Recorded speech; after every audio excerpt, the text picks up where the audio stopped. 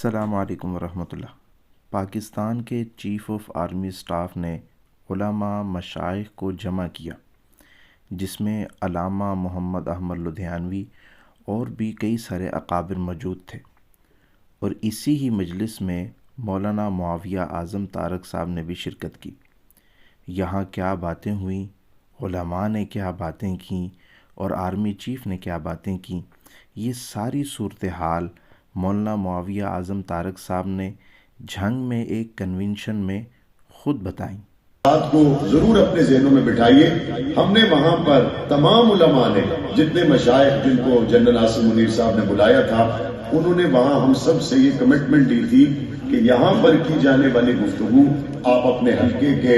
عوام میں، بزرگوں کو، خواص کو، وہاں کے پڑھے لکھے لوگوں کو ضرور پہنچائیں۔ تو قرآن مجید میں ہے یا ایھا الذین آمنوا لم تقولون ما لا تفعلون، وہ بات نہ کہو جو تم کر نہیں سکتے، چونکہ ہم نے وہاں کمٹمنٹ کی ہے اپنے پاکستان کے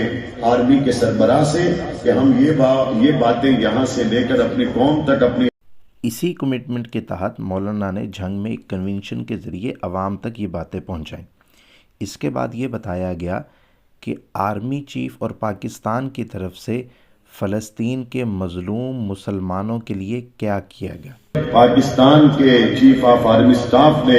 فلسطین کے سفیر کو بلایا، تو فلسطین کے قاضی القضات نے اور فلسطین کے وہاں کے جو مفتیان تھے، انہوں نے ہمارے بعض دوستوں سے رابطہ کر کے یہ کہا ہمیں آپ سے ملاقات کے بعد بہت سے امور میں تسلی اور تشفی ہو گئی، اور ہمیں امید ہے کہ جن امور پر پاکستان ہمارے ساتھ تعاون کر رہا ہے، اگر ان امور کے ساتھ بھی ہم آگے چلتے رہے تو ہمیں بہت حد تک کامیابی ملے گی۔ اب وہ چیزیں کیا ہیں، میں سمجھتا ہوں کہ ہمیں اس کو نیک نیتی کے ساتھ دیکھنا چاہیے۔ اور آرمی چیف صاحب نے وہاں پر قرآن پاک کی ایک آیت کی تلاوت کی، یا ایھا الذین آمنوا اطیعوا اللہ واطیعوا الرسول واولی الامر منکم، کہ تم پر اللہ کی اطاعت بھی ضروری ہے اور اللہ کے رسول کی بھی اور اولی الامر کی بھی۔ اب اولی الامر سے مراد یہاں پر ان لوگوں کو لیا جاتا ہے جو آپ کے اوپر حکمران ہیں۔ تو علماء نے یہاں پر ایک اختلاف کیا کہ ہم اسمبلیوں میں بیٹھے ہوئے ان لوگوں کو اولی الامر نہیں مان سکتے جن کو دعائے قنوت بھی نہیں آتی۔ اس کے بارے میں مولانا معاویہ صاحب تفصیل بتا رہے ہیں۔ امر منکم، اللہ کی اطاعت کرو، اللہ کے رسول کی اطاعت کرو، اور جو تم میں حکمران بنائے جائیں ان کی اطاعت کرو۔ تو تمہارے اولی الامر تمہارے بھیجے گئے اسمبلیوں میں لوگ ہیں، لہذا تمہارے اسمبلیوں میں بھیجے گئے جو لوگ جو فیصلہ تمہیں کرے اس کو تمہیں ماننا چاہیے۔ تو مولانا عبد المالک صاحب اس میں کھڑے ہوئے، انہوں نے کہا کہ جو اسمبلیوں میں ہمارے نمائندے جاتے ہیں ان میں اکثر فاسق ہیں،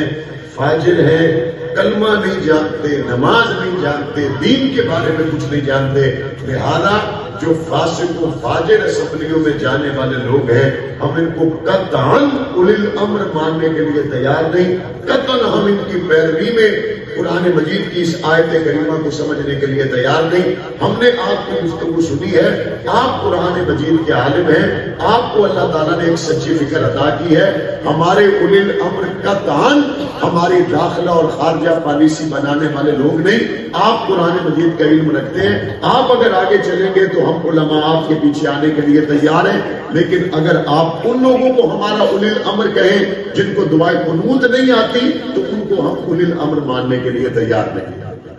اس کے بعد چیف صاحب نے یہ کہا کہ پاکستان میں کسی بھی ملک کی طرف سے اگر کسی ایک بچے کو بھی نقصان پہنچایا جائے گا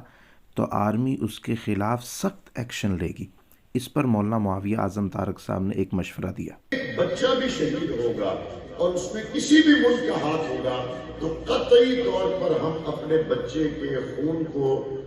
لمحہ بھر کے لیے بھی خاموشی اختیار کر کے اس کی بدماشی کو گوارا کر لیں، یہ نہیں ہو سکتا۔ اس پر ہماری سائٹ سے میں نے یہ مشورہ دیا کہ ہمارا یہ موقف اس پر بڑا واضح ہے،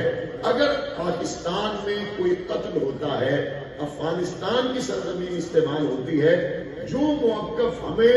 اس وقت افغانستان کے لیے لینا چاہیے وہی موقف ہمیں ایران کے لیے بھی لینا چاہیے۔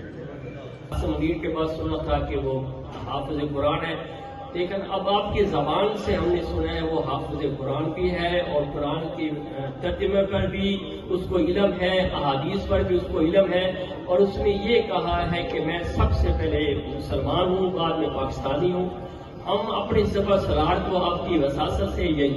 یقین دہانی کروانا چاہتے ہیں کہ ہم جنگ کے لوگ آپ کے ساتھ اس وجہ سے ہیں کہ آپ حافظ قرآن ہیں اور اللہ والے ہیں۔ ہم قدم بقدم جنگ کے تمام لوگوں کی طرف سے میں یقین دہانی کروانا چاہتا ہوں کہ ہم آپ کے ساتھ شانہ بشانہ قدم ملا کر چلیں گے۔ پاکستان زندہ باد، پاکستان زندہ باد، افواج پاکستان زندہ باد، علماء پاکستان زندہ باد، مشائخ پاکستان زندہ باد، مدارس پاکستان زندہ باد، مساجد پاکستان زندہ باد، اسلامی جماعتیں پاکستان زندہ باد، پاکستان کے تمام شہری زندہ باد، جنگ زندہ باد، آپ سب کا حق درجات بلند فرما۔ اے میرے رب کریم، آج کی اس تقریب میں پاکستان کی سلامتی کے لیے دن رات جاگنے والے، دن رات ایک کرنے والے، ان کے سالار کی سچی فکر جو انہوں نے ہمیں بیان کی اور ہمیں اپنے قوم سے مخاطب ہونے کے